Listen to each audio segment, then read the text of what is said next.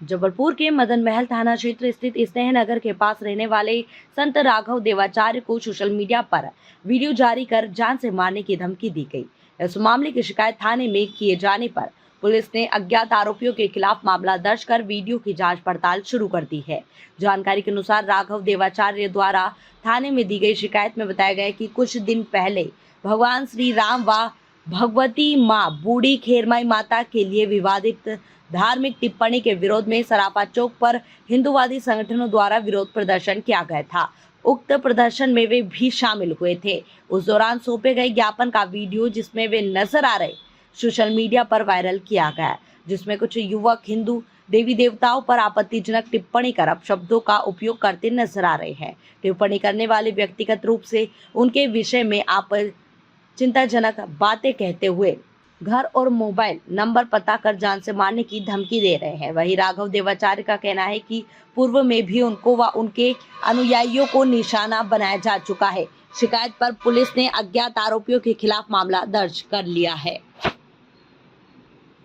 सभी राघव देवाचार्य हैं जबलपुर में, उनको जान से मारने की धमकी दी गई थी सोशल मीडिया पर। थाने में मामला दर्ज किया गया है। किस तरह से पूरा मामला था और क्या मामला दर्ज? हमारे थाने में दिनांक 11/4/25 को स्वामी राघव देवाचार्य जी महाराज द्वारा एक ज्ञापन दिया गया था, जिसमें से उनका कहना यह था कि सोशल मीडिया पर कुछ विशेष समुदाय के लोगों द्वारा हिंदू देवी देवताओं को अभद्र टिप्पणियां की जा रही हैं, सोशल मीडिया पर इस तरह से वायरल किया जा रहा है। तो उस ज्ञापन के आधार पे हमारे थाने में अपराध दिनांक 11/4/25 को कायम किया गया है, जिसकी विवेचना की जा रही है। अभी तक हम लोगों द्वारा करीबन 15 से 16 आईडियाँ, इंस्टाग्राम आईडियाँ आइडेंटिफाई की गई हैं, जिनको साइबर सेल के लिए हमने पत्राचार करके भेजा गया है। जैसी उनकी जानकारियाँ प्राप्त होती हैं तो हम उनको आइडेंटिफाई करके आगे कार्रवाई शुरू करेंगे। जान से मारने की धमकी दी गई। सोशल मीडिया पे कुछ ऐसे कमेंट भी आए थे जिसमें से स्वामी जी को जान से मारने जैसी कुछ धमकियाँ दी गई थी, उस पर भी हम लोग कार्रवाई कर रहे हैं। ये ज्ञात हो पाए कि कौन कौन लोग? अभी 15 से 16 आइडिया हम लोगों ने आइडेंटिफाई की हैं। उनको उनकी जानकारी के लिए हमने साइबर सेल में पत्र लिख दिया है। जैसे ही वहाँ से जानकारियाँ आ जाती हैं तो फिर वो आइडेंटिफाई करके आगे कार्रवाई की जाएगी। किन धाराओं से? दिनांक 11 को 299, 296, 351 2 के तहत मुकदमा कायम किया गया। शराब पीकर मां को परेशान करता था। पिता लड़के ने अपने दोस्तों के साथ मिलकर कर दी हत्या। माड़ोताल थाना अंतर्गत कटोंदा कचरा प्लांट के नाले के पास 10 अप्रैल को एक अज्ञात व्यक्ति के शव के पड़े होने की सूचना माड़ोताल थाना को प्राप्त हुई थी। यह सूचना कोटवार के द्वारा थाने में दी गई थी। पुलिस द्वारा शव का पंचनामा करके पोस्टमार्टम कराया गया तो पोस्टमार्टम रिपोर्ट में व्यक्ति की मृत्यु गला घोटने के कारण होना बताया गया। इसके बाद पुलिस ने पोस्टमार्टम रिपोर्ट के आधार पर धारा 103 238 बीएनएस के तहत अपराध पंजीबद्ध करके विवेचना शुरू कर दी थी। पुलिस द्वारा पुलिस अधीक्षक संपत उपाध्याय के आदेश के बाद अज्ञात आरोपियों की तलाश एवं मृतक की पहचान के विषय में पता किया गया, जिसके लिए थाना प्रभारी माड़ोताल नीलेश धोरे के नेतृत्व में एक टीम गठित करके अपराध करने वाले एक व्यक्ति की पहचान के लिए लगाया गया था। अज्ञात व्यक्ति की पहचान के लिए मृतक का फोटोग्राफ भीड़ भाड़ वाले स्थान पर चश्मा किया गया था। इसी के साथ सभी थानों में खूब इंसान की रजिस्टर से मिलान किया जा रहे हैं। ये थाना माड़ोताल का क्षेत्र का एक घटना है। 10 तारीख को थाना माड़ोताल का क्षेत्र का एक कटोंदा कचरा प्लांट के पीछे एक नाले के किनारे एक अज्ञात शव मिलता है। उसके बाद तुरंत पुलिस वहाँ पे पहुँचने के बाद एक व्यक्ति वहाँ पे एक इंजरी था, उनको एक लाल कलर की एक कपड़ा लिपटा हुआ था उसके गर्दन के। उसके बाद वहाँ पे तुरंत एफएसएल टीम वहाँ पे पहुँच जाता है और एफएसएल टीम यहाँ पे उसका परीक्षण करने के बाद उसको हमने अस्पताल पहुँचा देते हैं। अस्पताल पहुँचने के बाद वहाँ पे डॉक्टरों के द्वारा उसका व्यक्ति का डेथ गला घुटाने के बाद मतलब स्ट्रैंगुलेशन की वजह से उस व्यक्ति का डेथ हुआ करके उन्होंने डिक्लेयर करते। उसके बाद तुरंत माड़ोताल थाना क्षेत्र में एक मर्डर का कायमी हम कर लेते। उसके बाद हमने सभी उस व्यक्ति का चेहरा वगैरह हमने प्रॉपर फोटोग्राफी करके एक न्यूज़पेपर में और उसके अलावा भीड़ भाड़ के क्षेत्र में उस व्यक्ति का हमने फोटोग्राफी वगैरह वहाँ पे चिपका दिया आइडेंटिफिकेशन के लिए। उसके बाद हमको 13 तारीख को उस आदमी का आइडेंटिफिकेशन हो जाता है। उस समय 13 तारीख को एक 45 वर्ष की एक गीता कोरी थाना माड़ोताल क्षेत्र के रहने वाली महिला आती है। वो आइडेंटिफाई करती है उस मृतक उस महिला की पति निकलता है। उस पति का नाम था सुंदरलाल कोरी उर्फ बल्लू कोरी। ये 51 ईयर्स ओल्ड का एक आदमी है।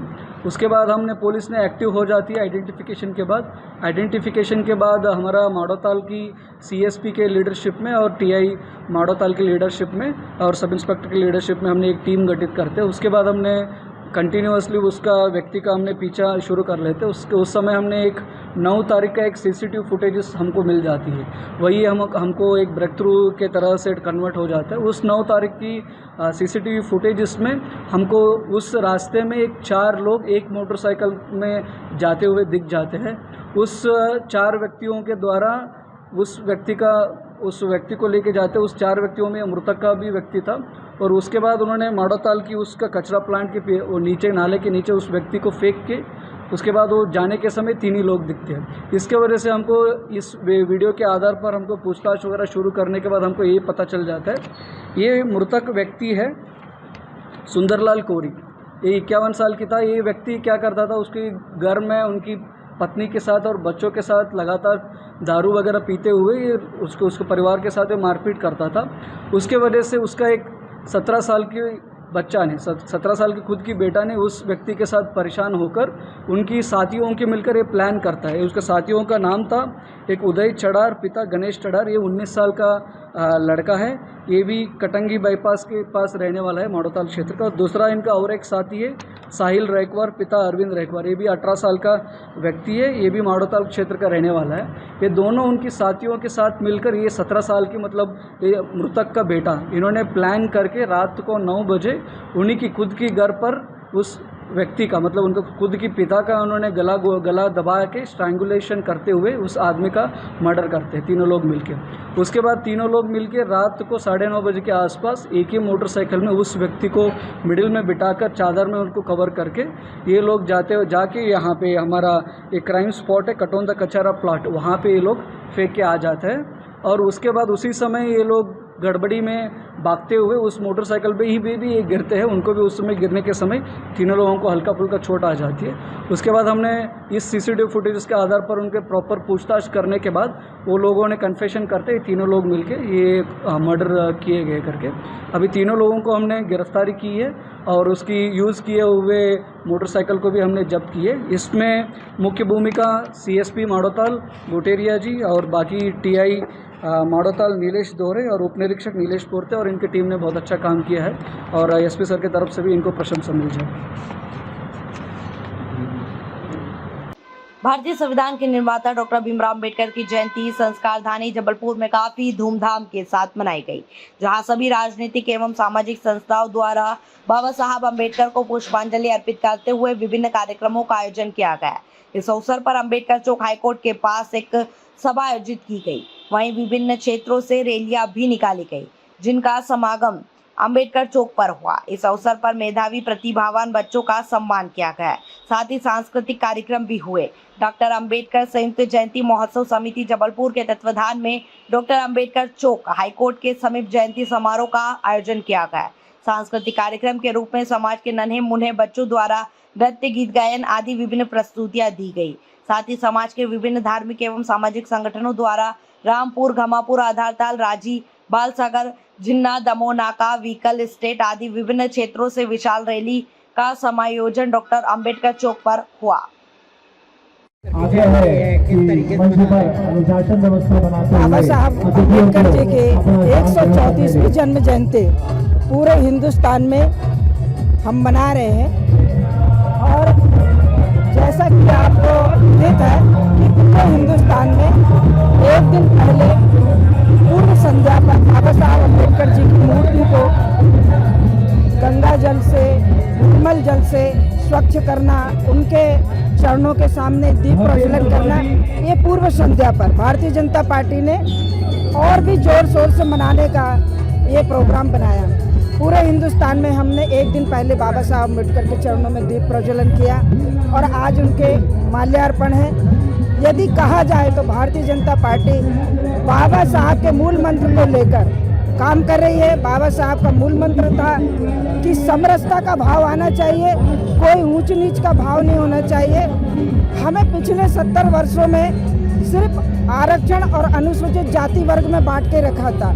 आज यदि देखेंगे तो जो आज आरक्षण से भी आगे बढ़ के हमारी माननीय मोदी जी की सरकार ने राज्यसभा में, लोकसभा में, संगठन में हमारे वर्ग को, अनुसूचित जाति वर्ग को पूरी तरह से उन्होंने अवसर दिए हैं। और बाबा साहब का यही था, उन्होंने जब संविधान लिखा तो उन्होंने कहा था कि मैं संविधान लिख रहा हूँ और हिंदुस्तान को सुपुर्द कर रहा हूँ। वो चलाने वाले हाथ कैसे होंगे जो संविधान को चलाएंगे। अच्छे हाथों में होगा तो हमारा संविधान अच्छा होगा और बुरे हाथों में होगा तो हमारा संविधान बुरा साबित होगा। आज मैं गर्व से कह सकती हूँ कि संविधान सुरक्षित हाथों में है और देश के लिए आज संविधान भाग्य विधाता है।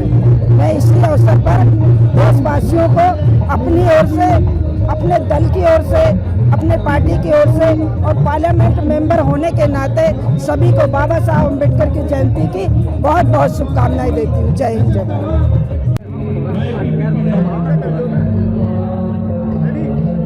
आज डॉक्टर भीमराव अंबेडकर जी के 134वें जन्म जयंती के उपलक्ष्य में सर्वप्रथम तो मैं सभी जबलपुर संस्कारधानी वासियों को शुभकामनाओं बधाई देता हूं।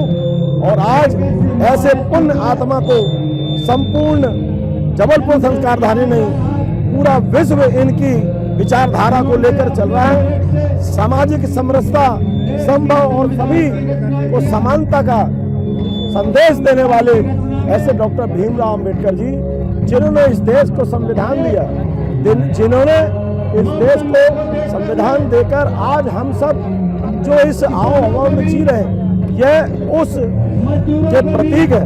मैं इस पुनीत पावन पर्व पर डॉक्टर भीमराव अंबेडकर जी के चरणों को नमन करते हुए जय भीम, जय भारत। जबलपुर में रहने वाली एक युवती ने बिहार के एक ऑनलाइन क्लासेस चलने वाले यूट्यूब टीचर के ऊपर बलात्कार का संगीन आरोप लगाया है। सबसे खास बात तो यह है कि ऑनलाइन क्लासेस के दौरान हुई हल्की सी पहचान के बाद आरोपी शिक्षक का जबलपुर आना और युवती के साथ बलात्कार जैसी घटना को अंजाम देना अभी भी पुलिस के लिए जांच का विषय है। प्रथम दृष्टया युवती की शिकायत और साक्ष्य के आधार पर आरोपी शिक्षक के खिलाफ जबलपुर के सिविल लाइन थाने में मामला दर्ज कर लिया गया है।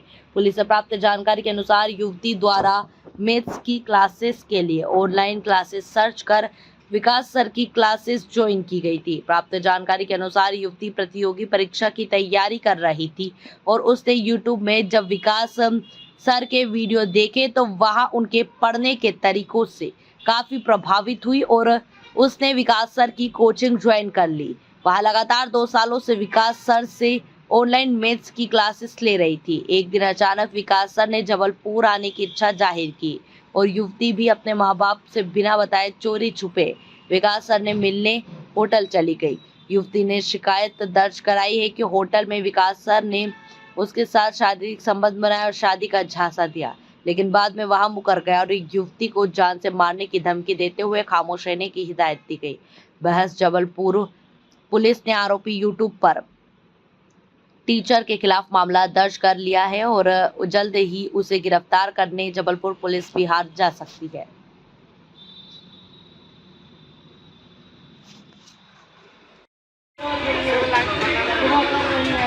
हाँ, एक अपराध पंजीबद्ध हुआ है। एक महिला 27 वर्ष की है जिसने ऑनलाइन गणित में एजुकेशन यूट्यूबर के माध्यम से ले रही थी। यूट्यूबर से उसका संपर्क हुआ और यूट्यूबर ने उसके साथ शादी का झांसा देकर गलत काम किया है। उसके लिखित आवेदन पत्र पे अपराध पंजीबद्ध किया गया है। आरोपी की तलाश जारी है।